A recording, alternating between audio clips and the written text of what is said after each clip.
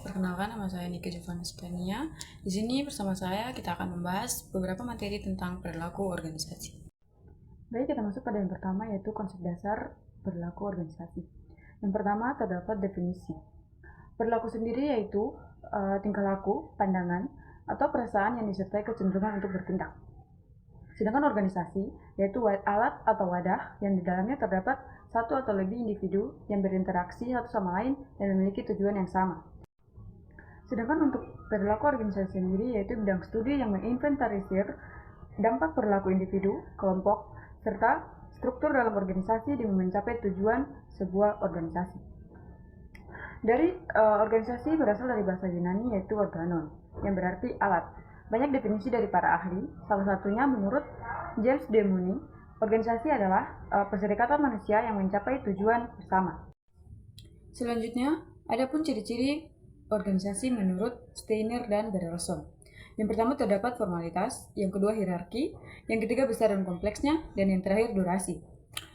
Dan ada pun ciri-ciri organisasi secara umum. Yang pertama, terikat format dan tata tertib. Dalam sebuah organisasi tentunya terdapat format dan tata tertib yang harus ditaati. Jika tidak ada tata tertib dalam sebuah organisasi, maka bisa dipastikan bahwa organisasi itu tidak akan terarah. Yang selanjutnya yaitu pendelegasian koordinasi dan wewenang. Tentunya dalam sebuah organisasi sudah dibagikan pendelegasian wewenang sebagai dari perorangan untuk menjalankan wewenang dan tanggung jawabnya masing-masing. Yang ketiga ada kerjasama yang terstruktur. Jika pada sebuah organisasi tidak ada kerjasama yang terstruktur, maka organisasi itu tidak akan bisa berjalan dengan baik dan lancar.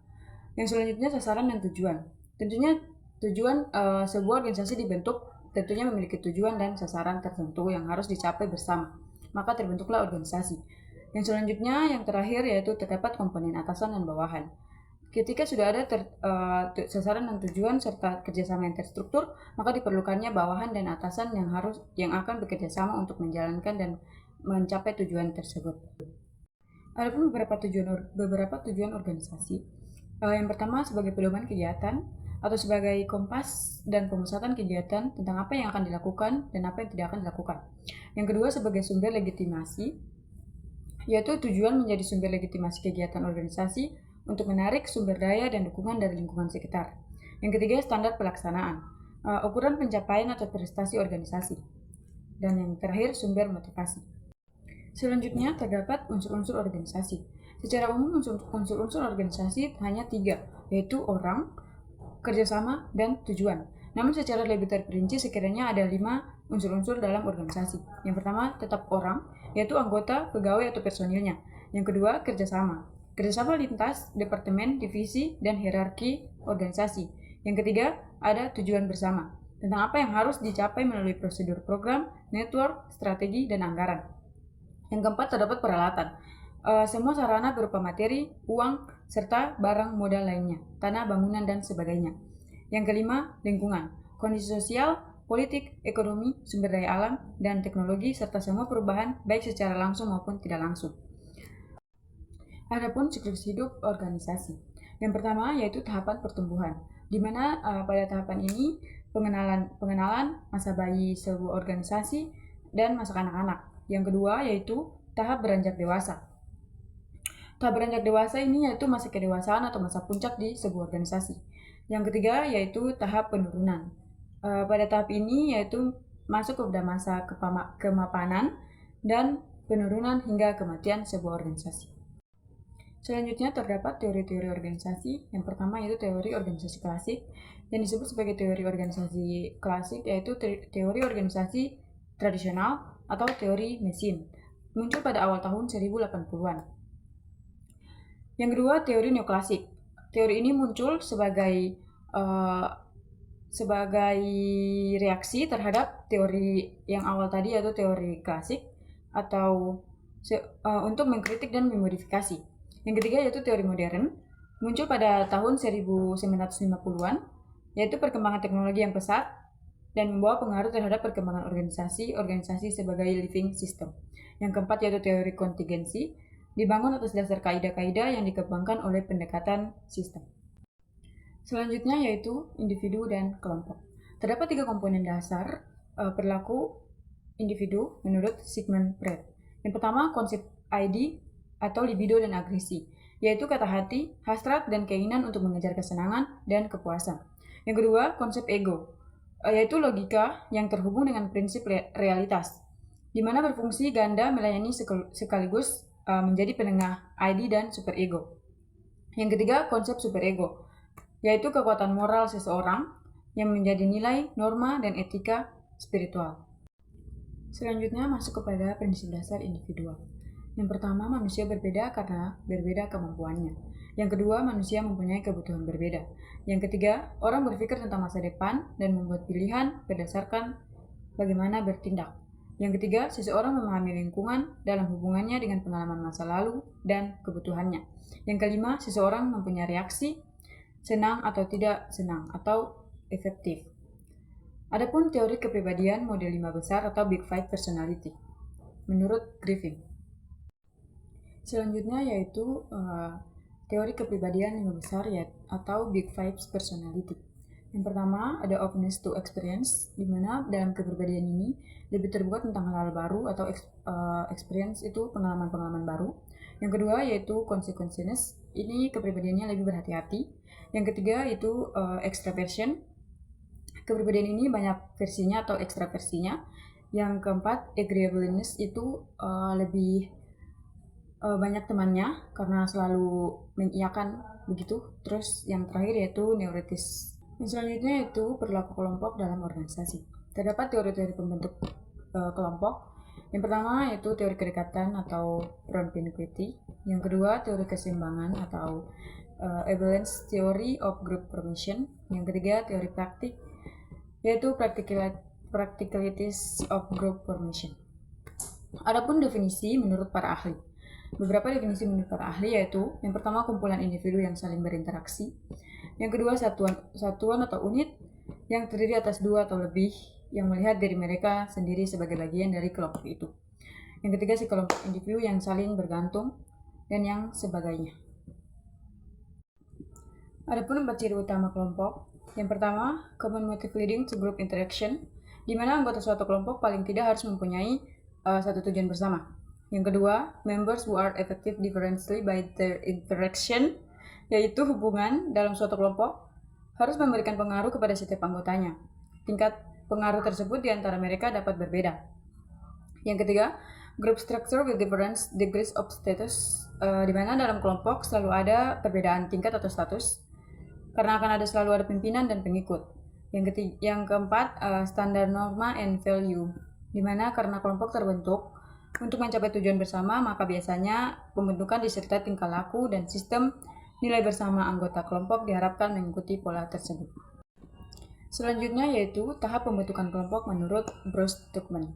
Yang pertama ada forming, di mana tahap ini anggota kelompok mulai setuju untuk bergabung. Yang kedua ada storming, di mana tahap kekacauan mulai timbul. Yang ketiga ada norming, tahap di mana individu-individu subgrup mulai merasakan keuntungan bekerja sama. Yang keempat ada performing, yaitu tahap kulminasi, yaitu kelompok sudah membangun sistem kerja yang efektif dan efisien.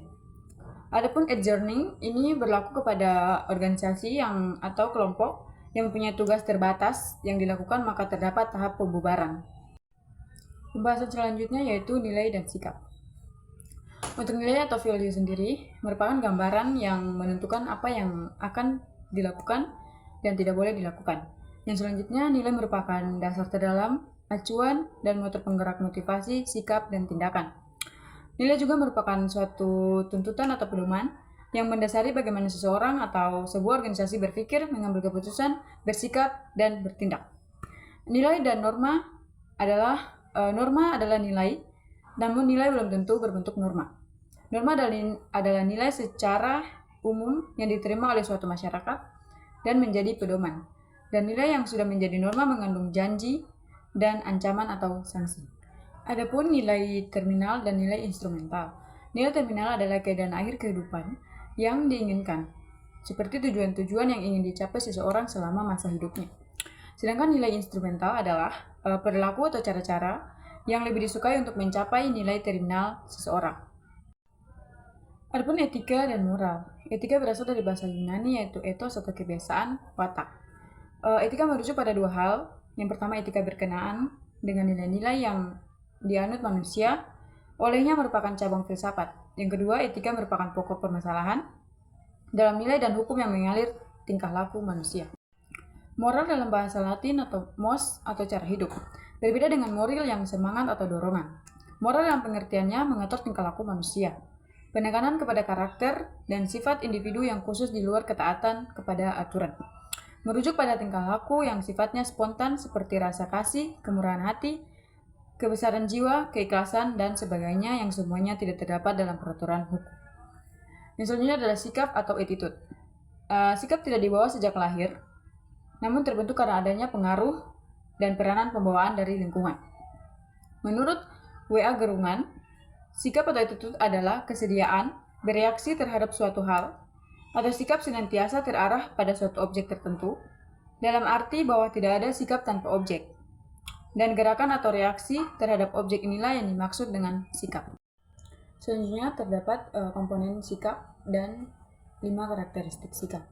Masuk pada komponen sikap menurut Mission dan Vinglow. Pertama yaitu belief atau keyakinan, di mana ketetapan persepsi terhadap suatu objek. Yang kedua ada feeling atau perasaan, merupakan perwujudan evaluasi positif atau negatif terhadap suatu objek. Yang ketiga ada behavior intention atau maksud perilaku, di mana perwujudan motivasi yang digunakan secara khusus untuk merespon suatu objek. Adapun 5 karakteristik sikap. Yang pertama ada objek. Tidak ada sikap tanpa objek. Yang kedua, mengarah, setiap objek pasti ada arah. Yang ketiga berintensitas, sejauh mana atau seberapa tinggi sikapnya. Yang keempat ada berstruktur, ada komponen yang terbentuk dengan sendirinya. Yang kelima dipelajari sikap cenderung stabil dan memperhatikan alasan logika. Sikap sering disebut dengan proses logik yang dilakukan sebelum berperilaku, sedangkan emosi tidaklah merupakan proses logik. Emosi merupakan ekspresi yang diproses dengan sangat cepat secara tidak ada unsur kehati-hatian. Pembahasan selanjutnya yaitu motivasi. Pengertian motivasi sendiri. Kata motivasi atau motivation, kata dasarnya adalah motif atau yang berarti dorongan, sebab atau alasan seseorang melakukan sesuatu. Yang suatu kondisi yang mendorong atau menjadi sebab seseorang melakukan suatu perubahan atau perbuatan yang berlangsung secara sadar. Adapun teori-teori motivasi. Yang pertama teori kebutuhan atau need dari Abraham Maslow. Yang kedua teori 2 faktor dari Frederick Herzberg. Yang ketiga teori prestasi atau achievement dari David McClellan. Yang keempat teori penguatan atau dari reinforcement.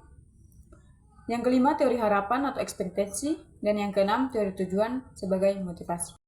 Masuk pada teori yang pertama yaitu teori kebutuhan menurut Maslow. Yang pertama, tidak ada kebutuhan yang terjadi bersamaan di antara kategori-kategori kebutuhan. Yang kedua, kebutuhan dipuaskan terlebih dahulu dari yang paling bawah. Yang ketiga, kebutuhan di tingkat atas terpenuhi jika kebutuhan yang ada di tingkat bawah sudah terpenuhi. Yang keempat, kebutuhan aktualisasi diri tidak pernah terpuaskan, selalu terus-menerus untuk terpenuhi, tiada hentinya. Yang kelima, kebutuhan yang belum terpuaskan menjadi pendorong atau motivasi untuk perbuatan atau perilaku selanjutnya. Yang kedua, ada teori 2 faktor dari Frederick Herzberg, yaitu faktor sesuatu yang dapat memotivasi atau memotivator. Faktor prestasi atau achievement, faktor pengakuan, penghargaan, faktor tanggung jawab, faktor memperoleh kemajuan dan perkembangan dalam bekerja, khususnya promosi, dan faktor pekerjaan itu sendiri. Yang kedua ada kebutuhan kesehatan lingkungan atau kerja, hygiene need, yaitu kondisi kerja yang nyaman, gaji yang baik, keamanan, hubungan antar pekerja, kebijaksanaan perusahaan. Ketika hygiene need tidak terpenuhi, maka karyawan tidak akan puas. Selanjutnya ada teori prestasi atau achievement dari McClellan, yaitu teori ini mengklasifikasikan berdasarkan akibat suatu kegiatan berupa prestasi yang dicapai, termasuk juga dalam bekerja. Dengan kata lain, kebutuhan berprestasi merupakan motivasi dalam pelaksanaan pekerjaan. Kebutuhan aktualisasi diri dan kebutuhan akan status dan kekuasaan. Teori yang keempat yaitu teori penguatan atau reinforcement. Prinsip yang disebut hukum ganjaran atau law of effect atau suatu tingkah laku dapat mendapatkan ganjaran, menyenangkan akan mengalami penguatan dan cenderung diulangi. Dalam teori tingkah laku disebut stimulus respon atau SR. Teori yang selanjutnya, teori yang kelima yaitu teori harapan atau ekspektasi. Teori ini berpegangan pada prinsip yang mengatakan terhadap hubungan yang erat antara pengertian seseorang mengenai suatu tingkah laku dengan hasil yang ingin diperolehnya sebagai harapan. Harapan merupakan energi penggerak untuk melakukan suatu kegiatan. Teori yang keenam yaitu teori tujuan sebagai motivasi. Tujuan akan berfungsi sebagai motivasi dalam bekerja, mendorong para pekerja memilih alternatif cara bekerja yang terbaik atau yang paling efektif dan efisien. Kita masuk pada pembahasan yang terakhir yaitu budaya organisasi. Kita masuk pada yang pertama yaitu pengertiannya. Budaya organisasi adalah hal yang tidak bisa ditolak bahwa dalam sebuah organisasi muncul ikatan antar individunya, misalnya perilaku, gaya bicara, berpakaian, upacara, dan sebagainya. Yang menjadikannya berbeda dari organisasi lain, itulah yang disebut budaya organisasi. Budaya organisasi adalah common understanding atau kebersamaan pengertian pada anggotanya untuk berperilaku sama. Nilai budaya.